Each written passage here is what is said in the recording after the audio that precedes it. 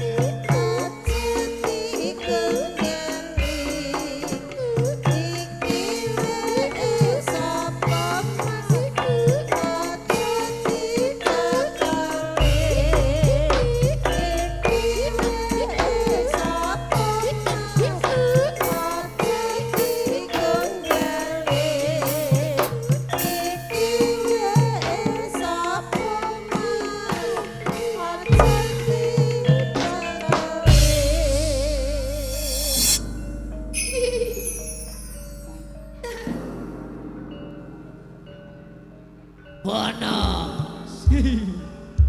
Panas babu. Ning kubur panas. Panas. Panas sing luwih geni.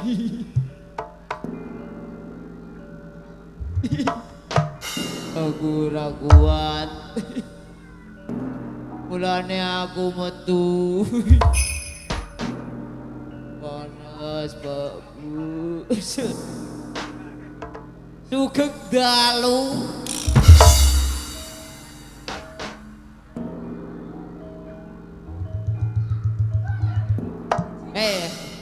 Dasku ucul lho. Mak goblok, dasku ucul e. Iki lho ning kene sisih kiwa. Sisih kiwa, Pak Beto. Awak Beto lah. Wes, ya mak gowo-gowo lah mak cekiwek. Aja. Nonton wedi. Ya balik. Wes balik. Aduh. Kurang ajar.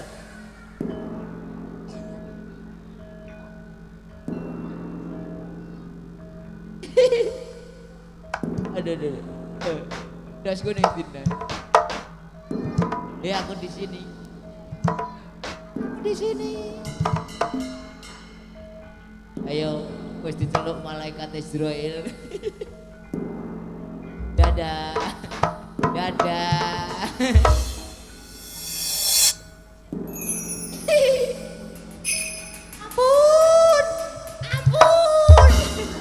Ampun Pak Malaikat, ampun. Aku aja gebuki terus. Orang rasanya kubur aku. Sukar karena sukir. Kurang ajar. Aku digebuki terus.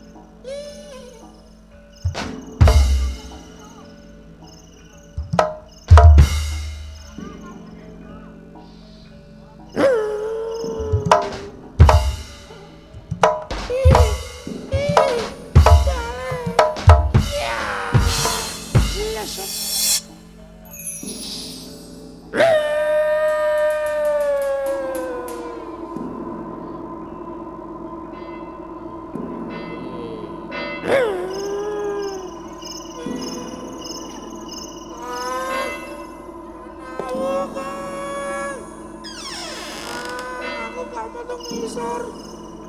Wong wedi Kang. Kowe gombel Kang. Anakmu wis lahir.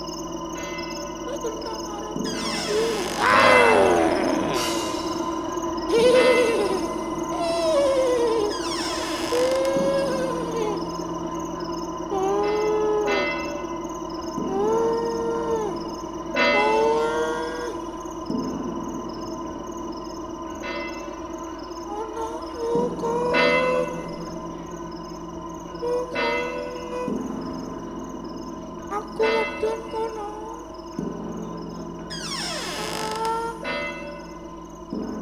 Ana nopene. Iki lho.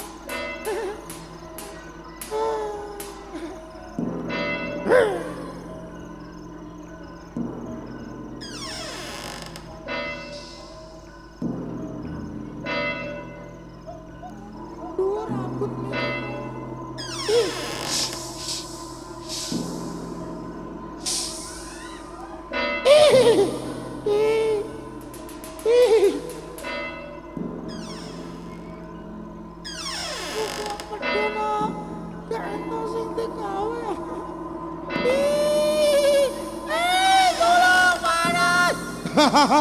Halo, assalamualaikum. Aku Kang. Aduh. Woi, nyandol. Woi, selamat malam dulur ngantru. Ayo goyang. Asik. Ayo Mas Beki. Yo. Buka sini. Mana Mas? Deket yo. Asik. Obat mundur.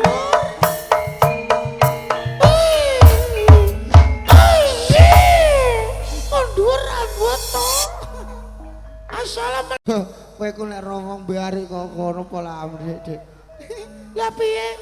Ini alhamdulillah bengi iki ditimbali nang desa nang dukuh ngantru desa Mustakaharja Kecamatan Pati Kota Kabupaten Pati Dek. Wah, acarane tasyakuran. Meme tasyakuran Mas nanggap ketoprak Wahyu Manggala. Iya Dek, ngono lho. Penting tak gambyak ora kabumilan kene ditekakno nang desa ngantru Dek. Alhamdulillah biasanya nang ngri kono ya. Iya Mas, aku ya tahu loh Mas. Alhamdulillah didongakno wae. Muga-muga sabubare nimbali ketoprak Wahyu Manggala sing kagungan kersa, sing syukuran rezekine ora lokak ning tansaya kebak. Amin Allahumma. Sehat kabeh sak keluarga. Amin Allahumma. Lumerek nang dukung ngantru. Amin Allahumma. Alhamdulillah rezekine lancar kabeh ngono lho. Nek aja lali Bu Pak nimbali Wahyu Manggala nek sedek kabumi. Kowe ku aja ngono. Ya nek uman Mas muncul. Ora uman. Iya, carane nanggap Wahyu Manggala iku piye? Oh, goblok kowe ora ngerti, ora genah. Oh bener kowe ku wong desa. Aku kan gadis desa, ngono lho. Mas kok takok kok malah rambut sauri.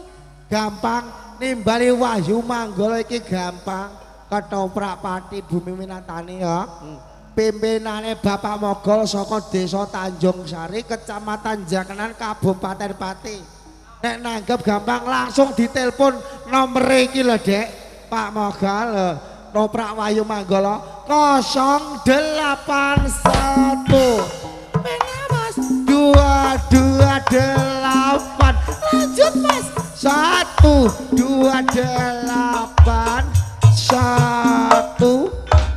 19.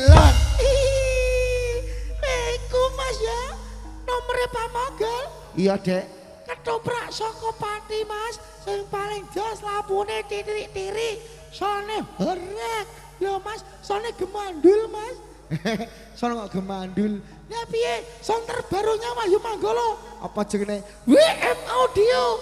Weh nek ngono ayo dicek langsung budal nganggo ndok DJ Wahyu Manggala This is Iki Andika ayo deh EISSP ayo Production. Padang betule goyang-goyang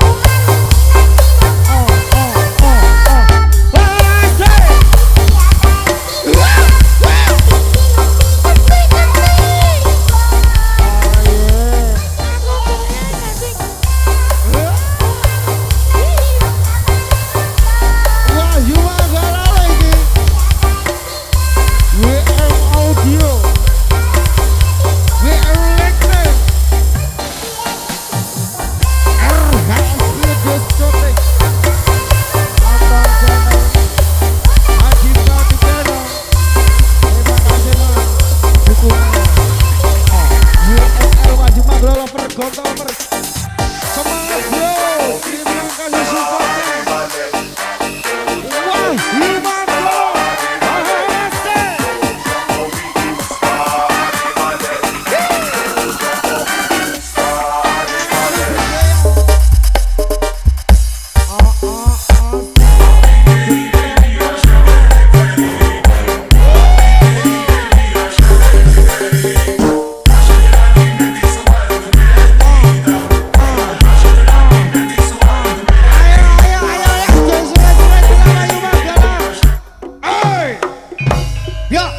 Ya, wah, you must go.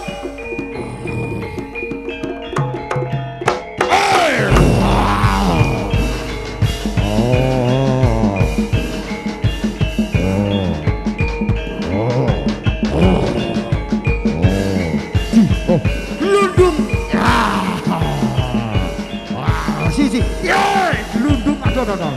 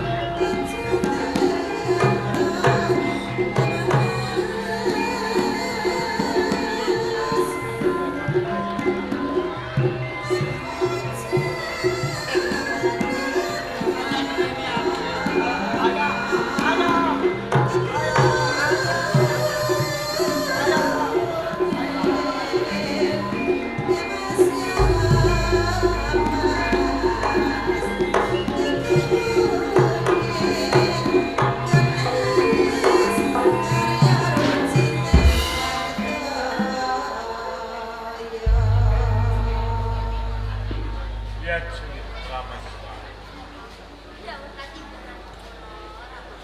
Geng sira wis nderek tinanggil. Oning paseban aku ing Kabupaten Madiun. Banjur kepiye? Anggonira nglawentah kabeh para putri. Ban yodoke ning Kabupaten. Panjenengan menika mboten usah kuwatos Rama. Anggenipun kula nglawentah kaliyan para putri. Mboten wonten ingkang muji wani Rama. Ya. Yen pancen kaya ngono, rene iki Patih Reksa Praja lan kabeh para prajurit padha ngadeg ana ing paseban aku. Mula diprayogake kan.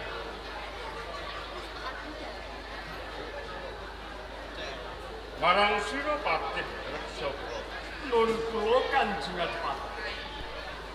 Sawising aso napasmu lan asat riweh coba ing kene panjenengan kepengin wicara. Banjur kepiye Purwa Madya lan wusanane nalika sira ndak utus tinangka dadi senopati perang ing Madiun ngadepi senopati saka ing Kadipaten Barat Madya ngenani perang adat. Kepareng matur Kanjeng Adipati. Nggih. Saklebetipun kula nindakaken kewajiban ngecak perang adat Barat kalah. Sedaya prajurit saking Kadipaten Madiun ingkang dados tunggang kula sami kapracundang Kanjeng Adipati. Dadi sira lan kabeh para prajurit ing Madiun padha kendang kapracundang. Ngaten Ora kuwa ngadepi prajurit saka Kadipaten Barat Madiun. leres Kanjeng Adipati. Patih Reksa Praja. Rening aku numangsani pinangka dadi pangarsa negara ing Kadipaten Madiun. Aku kudu bisa ngayomi marang kabeh para kawula lan ayakaning praja ing Kadipaten Madiun. Mula saka iki sawetara dina aku titip marang kajuwananing Kadipaten Madiun. Aku dhewe kang bakal ngadepi Adipati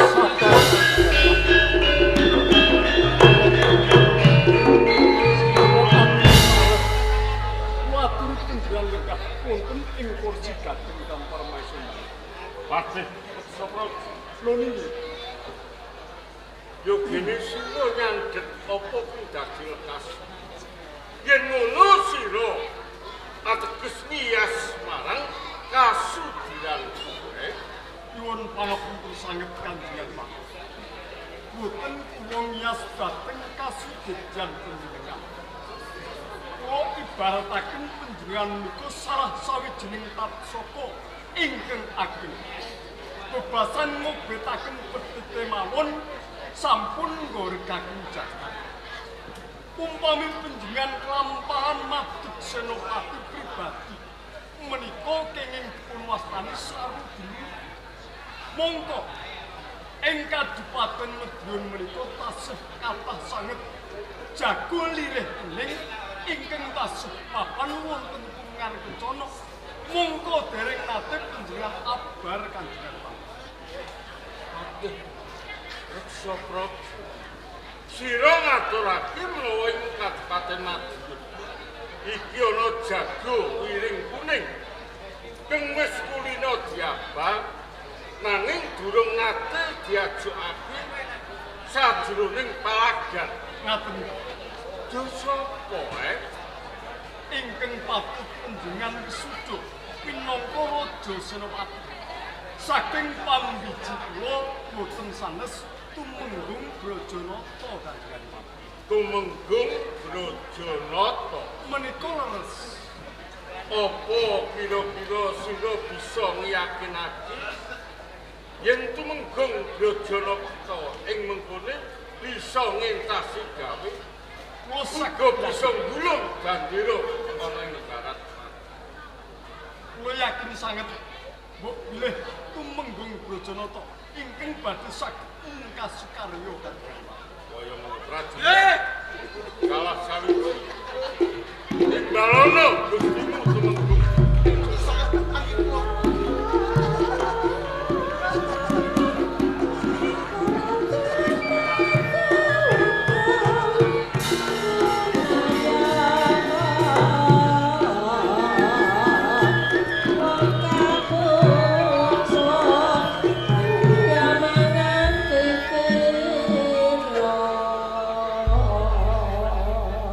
Tumenggung Brajanata. Paring dawuh Kanjeng. Becik sawanira ana ing kabupaten. Pikantuk berkah sapangestunan dalem. Sowan kula kalis ing sak para-para. Namung sugeng kula kunjung. Ya. Ndak tampa ora liwat. Amung puja lan pangestu wae kebat tampan. Sanget anggen karo nampi ndadosaken jejiman. Tumenggung Brajanata. Inggih. Mbok menawa tuwuh tandha pitakon sajroning atimu. Dening kalunggan iki sira ndak iji teng supaya sowan ana ngabiyantara. Kanjeng Hadipati Rangamurti. Nggih. Estunipun jolo manah kawula jalaran abdi dalemipun Brajanata. Nembe kemawon tetep wajib dumadakan. Wonten sowanipun prajurit kang paling kedah abdi dalem. Sowan ngersa panjenengan estunipun. Wonten wigatos menapa? Kanjeng menawi kula gadhah kalepatan widana menapa kula boten badhe suwala. Aja sira kladuk ati kajeron pano. Nggih. Babar pisan sira radarbe kalupitan mungguing pranataning negara ing Kabupaten Mati. Uga sira ora luput lawan. Ya mung wae pancen nggon kumiji kelawan sliramu ana bab-bab kang wigati sing bakal ndak dawuhke kelawan. Menawi tetela kados ngaten monggo dipun wedharaken kemawon. Ya mung wae sadurunge aku paring dawuh kang wigati kelawan sira. Aku mung kepengin ngerti marang sumpah lan prastyamu wiwit sira dadi manggala yuda nganti ndarbeni apangkat tumenggung banjur sesantining urip. Duh Kanjeng Hadipati pepunden kawula. Sumpah prasetya kula utung kabalangaken ajur kasawuraken nyawa kula badhe kula abdikaken ing Kadipaten Mati.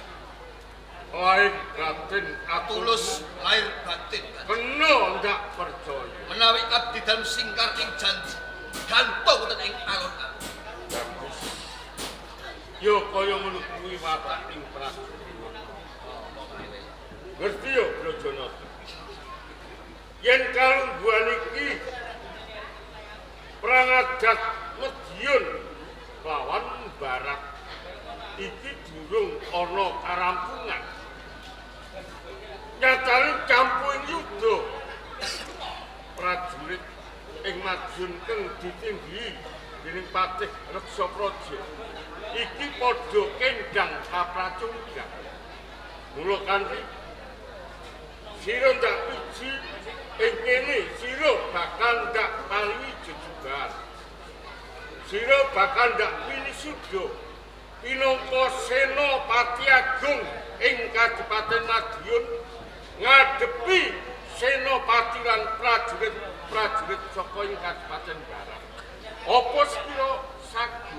Duh Kanjeng Hadipati pepunden kawula. Menawi perang adat Madiun Barat sampun kawiwitan menika pindhanipun latu sak belik ngrapak.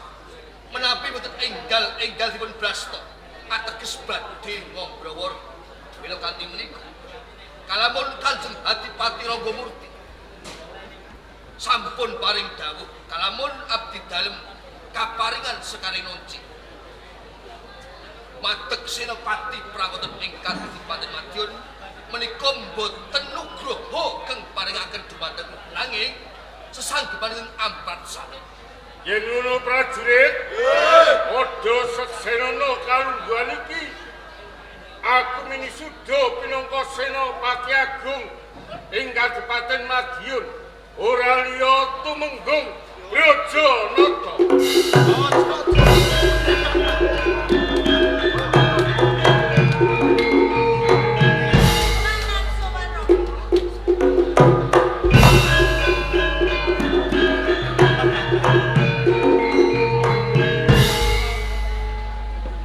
Ini respat. Sikados pundi Romo? Ora kanthi tinimbalan sira. Toto sowan ana sanira. Sajak ana tigang. Menika leres Romo. Nanging saderengipun kula matur, menika atur kula kala lepat kula nyuwun pangapunten ingkang agung. Nggih. Romo, saderengipun kula minggah wonten ing Pendapi Agung Madiun. Ing mriki kula mireng bendeswara kaping 3 mangku. Surakipun sedaya para kawula ambutara. Ateges wonten ing Kadipaten Madiun menika menika boten wonten jumenengan, wonten ewah-ewahan. Mereka wonten ewah-ewahan menika ewah-ewahan menapa? Mereka wonten jumenengan lajeng jumenengan menapa?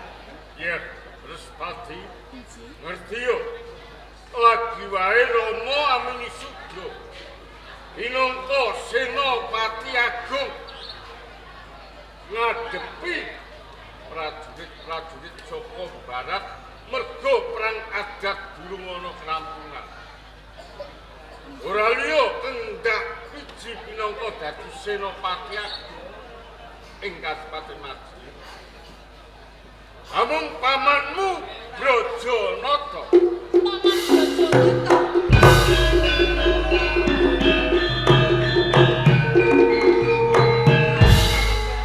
Iki menapa kedah paman Brajanata Rama?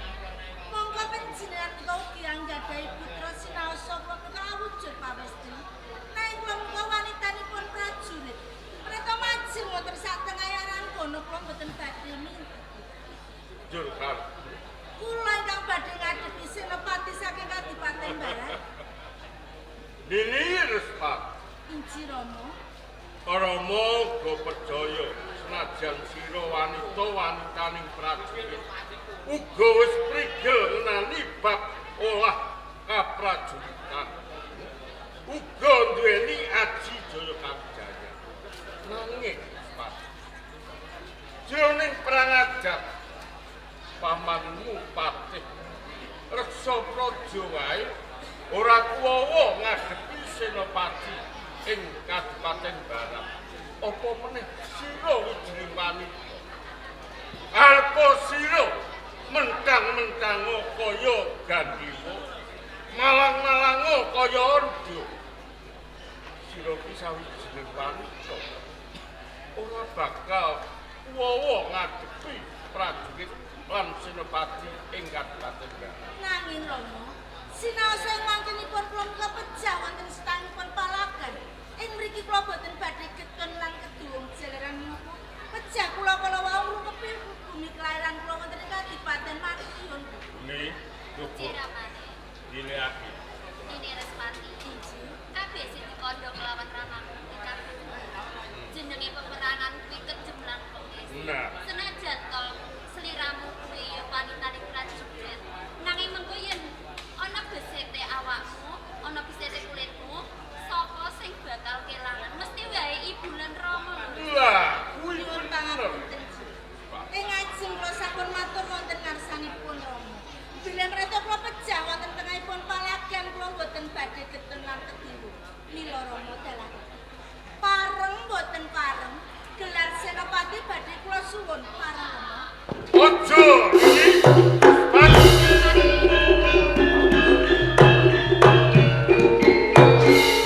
Ono meneh tindak. Oh niki. Ya, ora maju.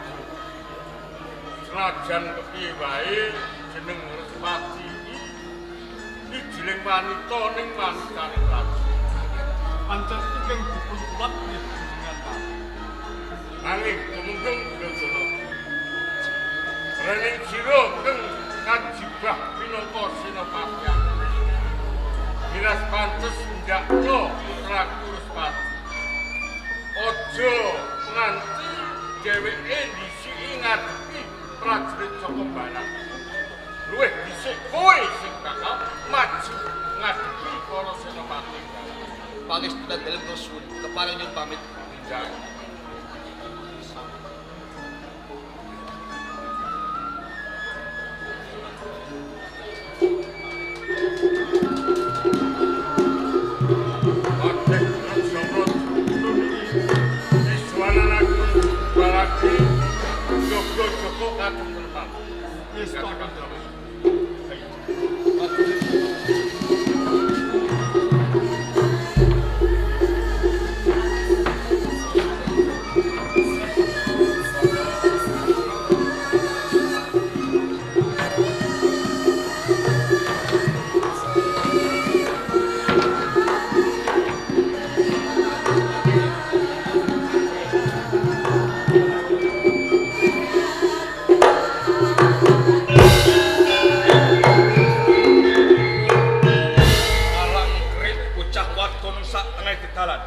Sopo kang dadi aran?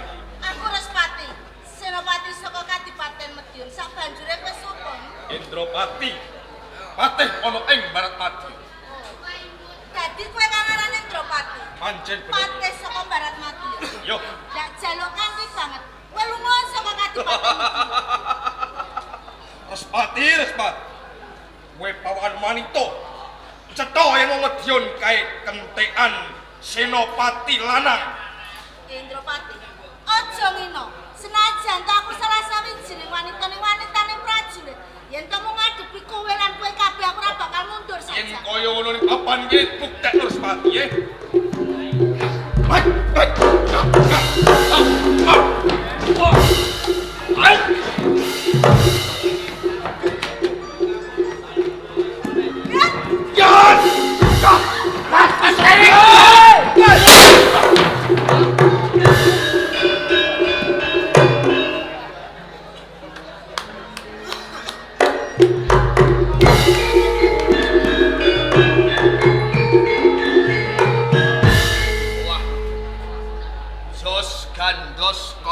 Kawas rewo-rewo.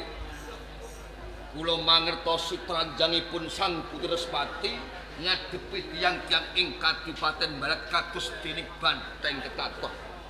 Nyatanipun para senopati Barat sami kapradodang ngadepi dumateng Sang Putri Respati. Paman Brojonata. Panjenengan boten sisah ngino dumateng. Kula mboten ngino. Kula matur wontenipun nggih. Bilengkang saged tetulung kula panjenengan. Nanging paman. Nggih. Menawi kula mangertosi kang tetulung kula panjenengan, luwih becik kula temekaning pati wonten ing tengahipun palagan kula boten menapa-menapa. Dados panjenengan kula tulungi menika gila. Nggih gila. Cekahipun panjenengan matur nuwun dumateng kula. Matur. Menawi mboten wonten kula, panjenengan sampun jebabah depane lemah. Sampun dipun ajar kalian tiyang-tiyang ing Kadipaten Barat. Paman. Nggih. Ing ajeng kula sampun matur kalian panjenengan. Katimbang kula panjenengan tulungi, panjenengan slametaken, luwih becik kula temekaning pati. Nanging Sang Putri, Inggih. kula sampun nabi dawuh ngersanipun Kanjeng Adipati Rangamurti nggih Rama panjenengan. Saksampunipun Sang Putri genjot saking Kadipaten Madiun, kula dipun utus parikedah ngawat-ngawati dumateng panjenengan. Nanging kalamun kelampah panjenengan gugur wonten ing Medan Logo, wonten pawongan kendherek kelangan. Menika gugur wonten satengahipun palagan, wonten pawongan ingkang nderek kelangan. Nggih. Lajeng sinten pawongan kala wau? Kula piyambak Panjenengan merga kula tresna dumateng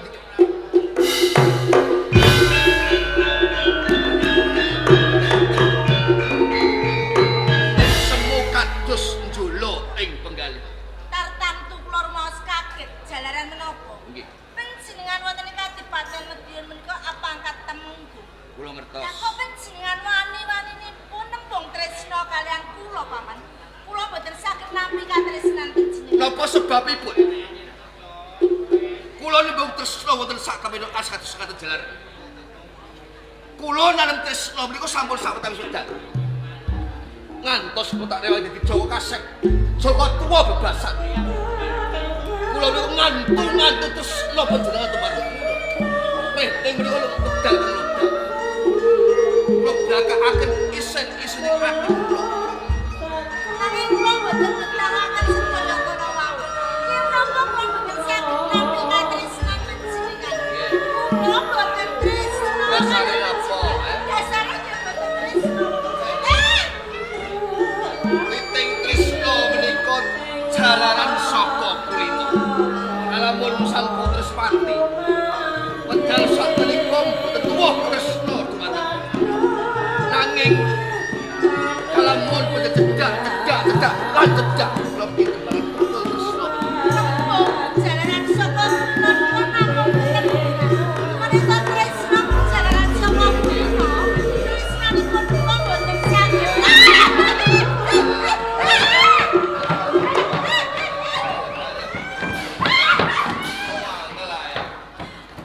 Panjenengan iso kurang ajar. Kenapa? Enten apa panjenengan iki? Dawa ngayu.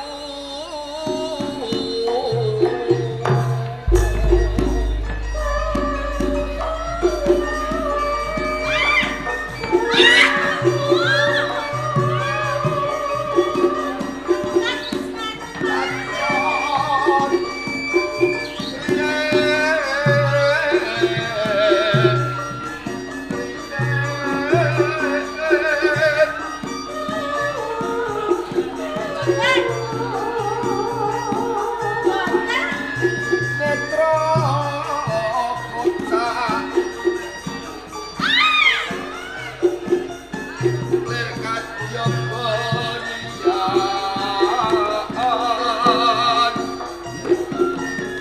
yen inut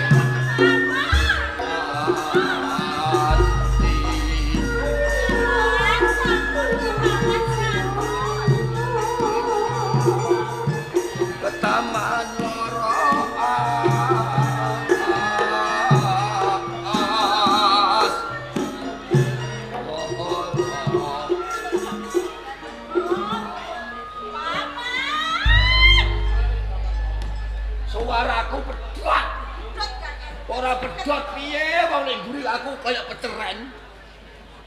Ayo obat seuket. Aku kaya bebek wek. Aduh. Paman. Apa sayang? Wih, sayang. Sajake lho penjilanti kok iso enak ana tembung sayang. Piye? Panjenengan menika tresna saestu kalih kula. Iya. Paman. Mriki tresna panjenengan badhe kula tampi. Mok tampa. Nanging. Mok tampa. Ning kesenten nanging Nanging. sabar. Nanging apa Cahayu? Nanging menapa panjenengan saged ngawonaken kula? Liyane, Kula saged dados garwa panjenengan. mbok liyane. Boten. Liyane moh. Boten kula ngertos bilih panjenengan wonten tulung kalian kula. Ning sinten mangertosi menapa panjenengan tetandhingan kalian kula panjenengan ingkang kawon. Mbok njaluk kowe tak tumpakno prau ning mburi ngono sing enteng. Boten kula wedi nak klerem. Apa sedak mancing ning kono, Boten kula mboten enten iwake. Iwake aku sing mancing kowe.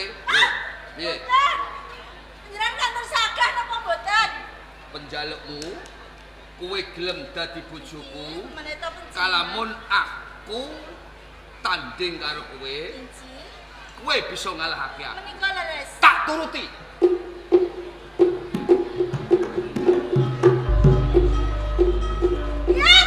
Hei!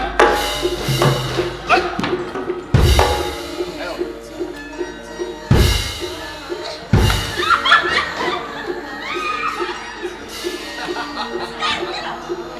Boten enten gunanan. Hei! Hei! Hei! Hei! Sebelah panjenengan nggih rasa sebelah. Ayo, saya cari kowe. Boten wonten gunane wong mati saka kepelane tangan. Sibuk karo panggil. Nek panjenengan gadhah jejak kawijan monggo diblak. Kula kok panjenengan dengan gede. Tak turuti.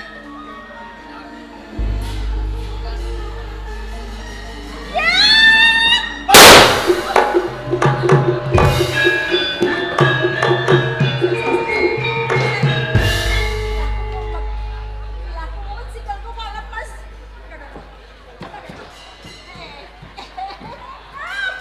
Paman, Naiknya lebih.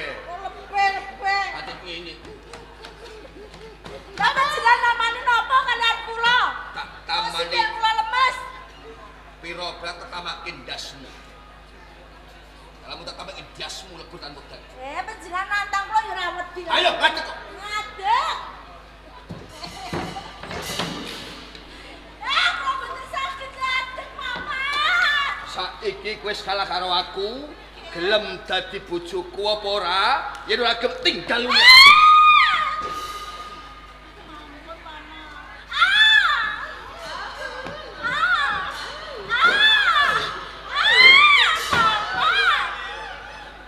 Jenenge apa teko yang kamu dipangan macan? Ae kowe begengek ae kowe. Kok iso kaya begere sampe tinggal lunga ya aku nang kene dhewe dipangan macan. Saja panjenengan. Pangan macan lagi ora apa-apa kowe. Salah ora gelem. Kali kowe. Kula kudu dadi bojone panjenengan. Hmm. Yen pun kula gelem ning etok-etok. Ora iso. Bojo kok etok-etok yo nek duwe anak nek etok-etok. Lah terus kudune Bojo yo tenanan. iki tenanan. Kowe ora gelem, kowe lumpuh, tak tinggal lunga dibuaduk macan. Ampun, Paman, ampun. Kena macane pun niku tak kesenon kula mboten napa-napa. Upama macane nom, Kula lang untune sewu toh. Kula mesti langsung ajur dipangan. Dilalah sing mangan kowe macane wis tuwa ompong. Walah nek kula mau digemat-gemut. Kowe diketat, ketut piye kowe? Keri kabeh malah nanti ketat-ketut. Nggih. Tulungi nggih. Gelem ora? Nggih, kula purun. Ora gelem tinggal mulai. Ampun, ampun. Ya, Purun. gelem Purun. anggonmu matur gelem kuwi kanthi tulus lahir batin apa kepeksan? Ngoten barang kok panjenengan. Lho aku takon. Nggih pun, kula purun. Lahir batin.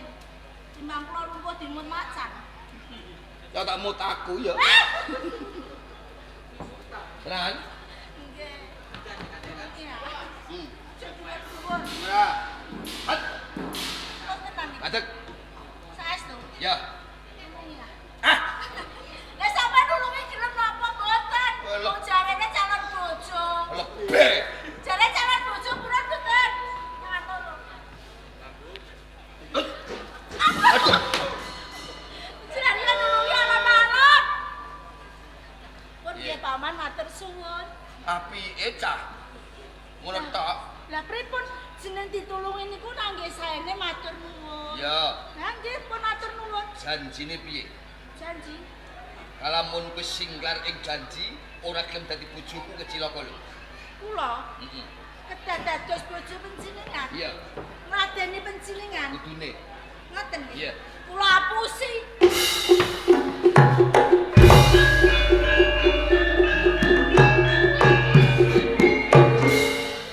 Aku iki hasil wis krasa.